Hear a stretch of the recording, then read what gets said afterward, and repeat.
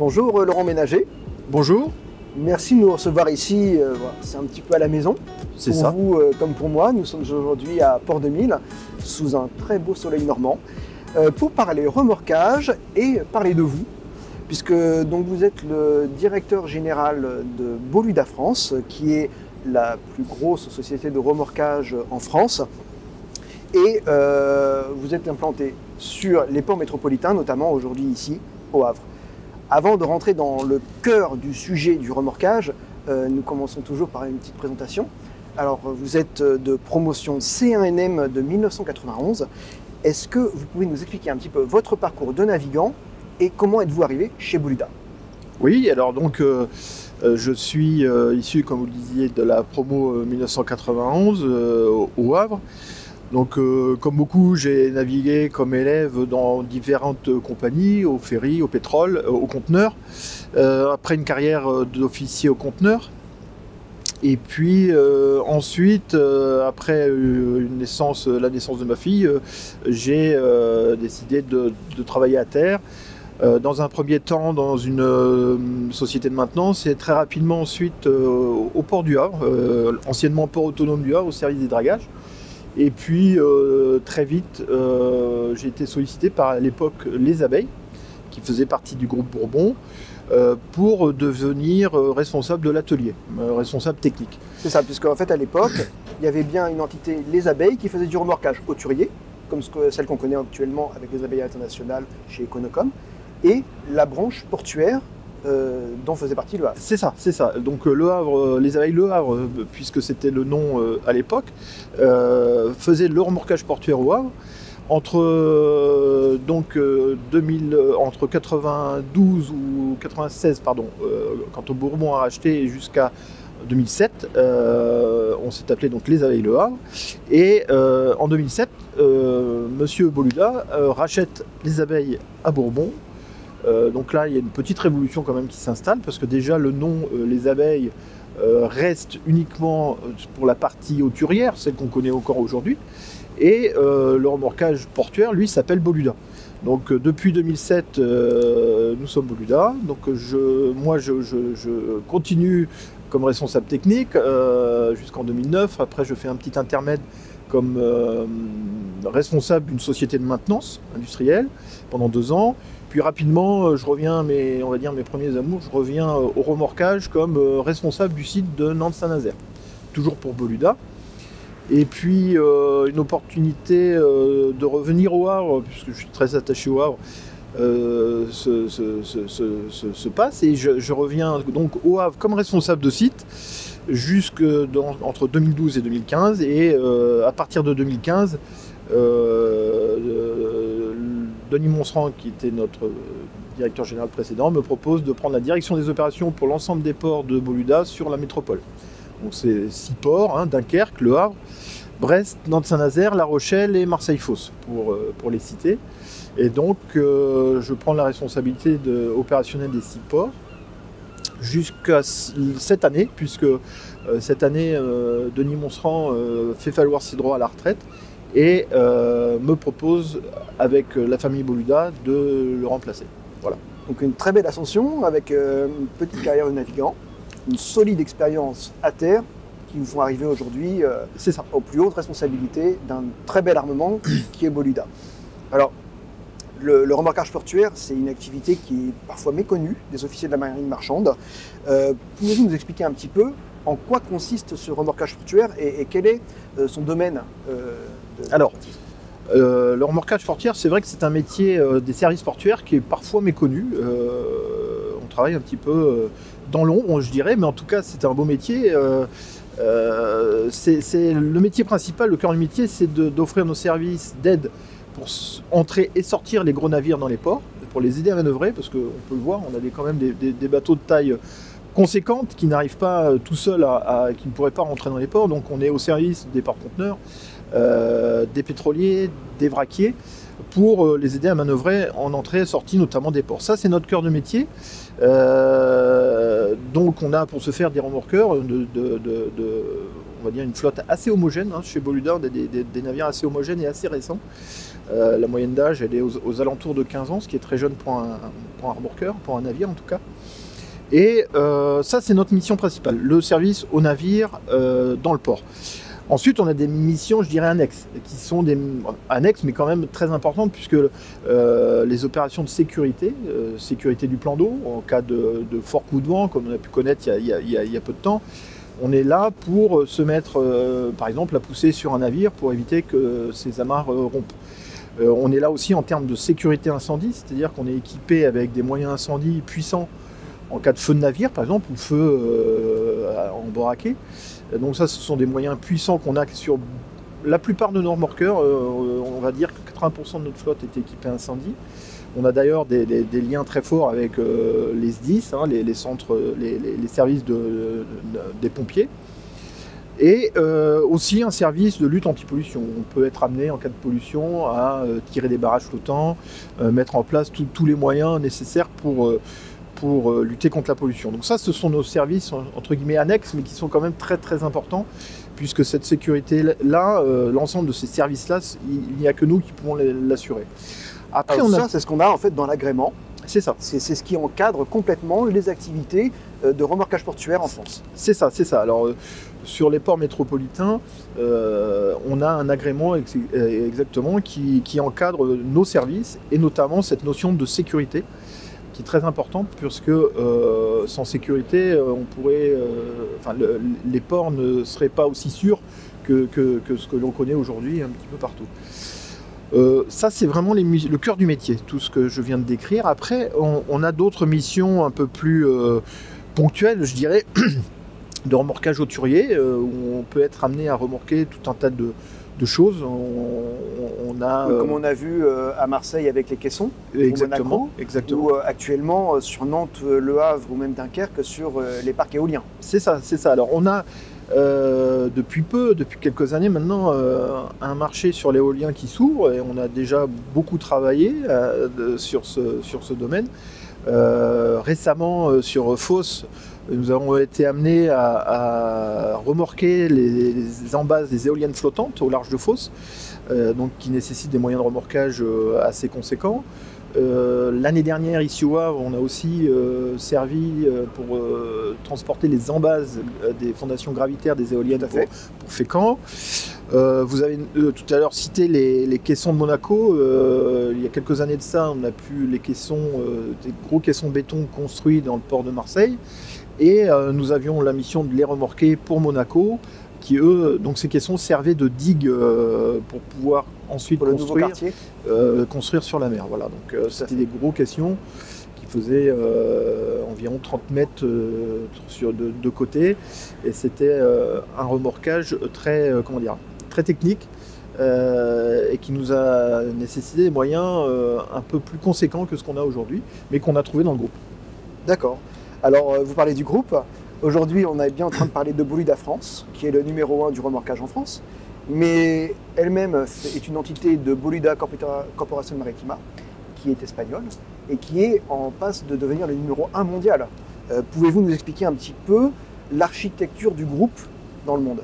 Alors, oui, on est, comme vous le dites, on est en passe de devenir le numéro 1 mondial. Ça devrait arriver très très prochainement.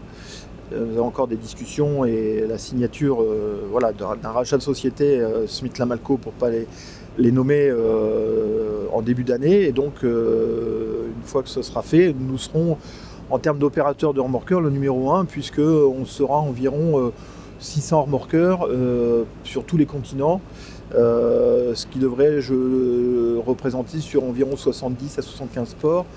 Donc voilà, on assoit notre métier sur l'ensemble des continents, et la société Boluda s'est fortement développée depuis les 15 dernières années d'ailleurs, où le rachat des abeilles était une première étape, la première étape, je dirais. Après, pour schématiser le groupe, vous l'avez dit, Boluda France est une partie du groupe Boluda Corporation. Boluda France regroupe les services de remorquage, donc vous l'avez dit, en métropole, en Afrique, donc au sens large, donc c'est à Tanger, au Maroc, en Mauritanie, à Nouadhibou, à Dakar au Sénégal, San Pedro et Abidjan pour la Côte d'Ivoire, Lomé pour le Togo. Nous sommes aussi présents en océan Indien, Mayotte et La Réunion, et également présents tout dernièrement, puisque ça fait 1 an, on est au Timor oriental, qui est une petite partie de l'Indonésie, où nous avons 2 remorqueurs depuis juillet l'année dernière. Voilà. Donc une envergure bien plus importante que juste la France métropolitaine pour le groupe Boluda France. C'est ça. Et une envergure mondiale pour l'ensemble du groupe. Alors, cette force, c'est d'avoir également un nombre assez important de remorqueurs et qui va vous permettre aussi de pouvoir les positionner en fonction des besoins, comme on a vu par exemple ici dans le port du Havre, en fonction des besoins, vous allez pouvoir les positionner chez les uns ou chez les autres. Pouvez-vous nous expliquer un petit peu cet aspect du métier? Alors, aujourd'hui, nos remorqueurs, l'ensemble de nos remorqueurs sont tous affectés à un port. Évidemment, on n'a pas de remorqueurs qui ne travaillent pas. Les affectations se font en fonction des demandes des ports. Chaque port a ses trafics très spécifiques, donc des navires spécifiques qui rentrent avec des besoins spécifiques en termes de remorquage. Un exemple, comme on a à côté, un porte-conteneur de 400 mètres n'utilise pas forcément les mêmes moyens et les mêmes puissances qu'un ferry qui va venir accoster par mauvais temps. Donc on est obligé d'adapter la puissance de notre flotte en fonction des navires et des trafics existants dans les ports. Ça, c'est la base de la définition de nos moyens, ce qui fait que on dispatche nos flottes en fonction des moyens des ports. Et c'est avec l'écoute de nos clients, et des ports que l'on dispatche nos remorqueurs. Alors ces évolutions de flotte naturelles et puis ces dispatchs également en fonction des besoins induisent obligatoirement des renouvellements de flotte et des navires avec aujourd'hui des émissions un peu plus vertueuses, puisque c'est le nerf de la guerre. Aujourd'hui, en 2030, on ambitionne moins 30% des émissions pour une neutralité en 2050. Tout ça, c'est par rapport aux chiffres de 2008. Boluda a été très vertueux depuis de nombreuses années, puisqu'en fait, le branchement à quai chez Boluda, c'est de naissance. Tous les navires sont branchés à quai. Vous utilisez uniquement du gasoil léger sans soufre. Vous avez reçu des nouveaux remorqueurs d'une série de chez Piriou sur les 3-4 dernières années qui ont fait baisser les émissions, et une nouvelle série est en train d'arriver. Quelle est la politique du groupe sur ce côté-là et quelles sont les réductions que vous ambitionnez? Alors, effectivement, vous l'avez dit, il y a des choses dont on parle aujourd'hui qui semblent un petit peu nouvelles chez nous, qui sont très anciennes. Pour l'exemple, puisqu'on est au Havre aujourd'hui, les remorqueurs, quand ils sont à quai, sont tous branchés sur le courant de terre. Ce qui fait que nous n'avons pas d'émissions lorsque nos bateaux sont à quai. Les groupes électrogènes sont stoppés et ça existe depuis plus de 20 ans. Ici au Havre, ça fait plus de 20 ans qu'on branche nos bateaux à quai, donc c'est pas nouveau. Vous l'avez dit aussi, nos moteurs sont alimentés par du gasoil avec des bateaux de soufre. Ça fait aussi beaucoup d'années avec lesquelles on travaille ce genre de combustible. On travaille aussi de plus en plus, et dans le groupe, il y a, parce que l'avenir est vers, vous l'avez dit, zéro émission ou zéro carbone en tout cas. En tout cas, il y a des tests qui sont faits aujourd'hui dans le groupe sur des combustants dits biocarburants. Donc il y a des tests qui sont menés aujourd'hui notamment en Espagne. Oui. Donc les tests sont en cours. Il faut aussi un petit peu de recul pour savoir si c'est efficace, si c'est fiable, parce que notre métier requiert d'avoir des bateaux fiables. On ne peut pas se permettre d'envoyer un remorqueur sous les traves d'un navire alors qu'on n'est pas capable de savoir si le carburant est efficace ou pas. Que ce soit telle ou telle, je dirais, énergie d'ailleurs. Donc voilà, on a besoin d'avoir un retour sur expérience, savoir si ces biocarburants sont fiables. Ça, c'est la première, on va dire, c'est la vue d'avenir. Il existe tout un tas de technologies qui vient de poindre aujourd'hui. On parle d'ammoniac, on parle d'hydrogène, on parle de navires hybrides. Sauf qu'aujourd'hui, il n'y a rien de fiable et on ne sait pas ce qui sera l'énergie prépondérante dans 10 ou 20 ans. Donc ça nous pose un problème. Durée de vie d'un remorqueur, c'est environ une 40aine d'années. Donc quand on le construit aujourd'hui, il faut imaginer dans 40 ans ou dans 30 ans quelle sera l'énergie. Donc c'est un petit peu compliqué. Ceci dit, ça ne nous empêche pas d'avancer. On a, vous l'avez cité tout à l'heure, des remorqueurs en commande chez Damen, notamment pour Le Havre, notamment pour Marseille-Fos et pour Tanger. Ce sont des remorqueurs de 80 tonnes de bollard pool et qui seront avec la notation IMO Tier 3. Donc avec des émissions de gaz très réduites. D'ailleurs, on est un petit peu en avance de phase sur la réglementation à Marseille et à Tanger, puisque on n'est pas encore dans une zone ECA, hein, mais ça va, on espère bientôt arriver.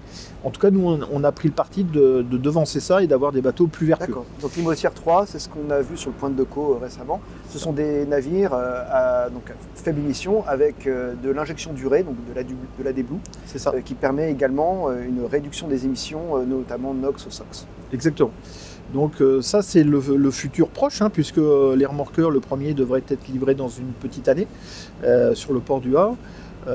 Sur une série de combien? C'est une série de 6 remorqueurs, donc 2 seront affectés au port du Havre, 2 pour Fos et 2 pour Tanger. D'accord. Ces livraisons vont s'étaler, puisque les chantiers sont bien occupés, ils vont s'étaler sur 3 ans environ. C'est une livraison une commande de 6 remorqueurs chez Damen. Alors le matériel est très important dans le remorquage, mais il n'y a pas que ça. Il y a un petit peu d'humain quand même. Aujourd'hui, nous sommes à 4 personnes, donc pas 4 salariés à bord. 4 salariés avec un gros bagage, puisqu'on ne peut pas mettre des gens sans expérience. À quel niveau embauchez-vous et quel type de profil embauchez-vous? Alors, le niveau, je dirais, ou le niveau de brevet qu'on demande, il est assez variable. Ceci dit, si on veut donner une ligne commune, directrice, et on a heureusement beaucoup de candidatures, on fait partie des armateurs qui avons de la chance, puisque le remorquage est un métier attractif. Et donc, on n'a pas en tout cas je touche du bois, pas de pénurie pour le recrutement. On recrute en gros pour les officiers à un niveau C1, polyvalence, qui permet à bord que la personne puisse commencer par exemple comme chef, puis comme capitaine, puisque nous avons uniquement 2 postes d'officier, chef et capitaine. Donc il faut un niveau de C1 breveté, polyvalent, c'est préférable. Pour l'équipage, c'est un petit peu pareil. On essaye d'avoir de la polyvalence et d'avoir un brevet de 750 et un capitaine 200. D'accord, parce qu'à l'équipage, on a un maître d'équipage et un maître machine. Exactement. À l'équipage, comme on a un maître d'équipage et un maître machine, on aime bien la polyvalence parce que ça permet aussi pour le personnel de connaître bien son navire et puis pour nous d'avoir un niveau de recrutement et d'exigence un petit peu supérieur. Donc voilà, donc 4 personnes, 2 officiers, 2 membres d'équipage, et c'est la base sur l'ensemble de nos remorqueurs en France. Alors, il y a des évolutions techniques, mais il y a aussi des évolutions humaines. Est en train d'arriver des navires semi-automatisés, automatisés, voire même téléopérés, voire totalement autonomes. Est-ce que dans le remorquage, on arrive à se projeter sur ce type de navire-là? Est-ce que cette technologie-là est suffisamment aboutie pour la voir arriver rapidement à bord? Est-ce qu'il va y avoir peut-être même plus de monde à bord parce qu'il y a besoin de plus de technologie? Quelle est la vision du remorqueur du futur?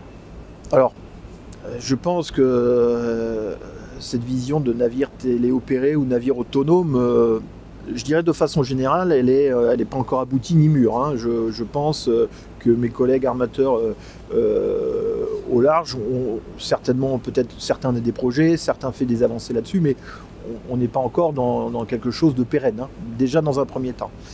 Dans un deuxième temps, le remorquage est encore un métier encore particulier. On vient travailler au contact des navires dans des conditions parfois difficiles. Aujourd'hui, on a de la chance, tout va bien, mais ce n'est pas toujours le cas. Et donc, travailler avec des navires autonomes ou téléopérés, je crois que c'est un doux rêve. Hein. Enfin, je pense qu'on a d'autres... Dans un avenir proche ou moyen... Dans un avenir proche, voire même à moyen terme, on n'y est pas. Il existe, je crois, il y a eu un test de fait sur un remorqueur téléopéré, je crois que c'était au Danemark. Il était téléopéré, mais il y avait 7 ou 8 personnes à bord, alors que nous, on est 4. C'est ça, il y a 7 ou 8 personnes à bord et il n'a fait que le tour du bassin. Donc voilà, je crois que nos préoccupations aujourd'hui, c'est pas celle-là. Vraiment pas celle-là. Notre préoccupation première, c'est ce qu'on vient de dire sur l'environnement. les préoccupations sur des navires autonomes ou téléopérés, vraiment, on ne se pose pas encore la question, c'est pas le sujet. C'est pas le sujet aujourd'hui. Je pense qu'il faut qu'on arrive à transformer nos moyens d'énergie avant de parler de ça. Je crois que c'est le plus urgent. D'accord. Donc une modernisation de flotte et conserver une belle expertise sur l'ensemble des métiers portuaires et extraportuaires. Exactement. Merci Laurent. Merci. Enchanté d'avoir pu vous rencontrer aussi au Havre, franchement par ce très beau temps. Mais il fait toujours beau. Il fait toujours beau. Il y a pas de souci. Merci. À très bientôt. Merci. Bonne journée. Au revoir. Bonne journée.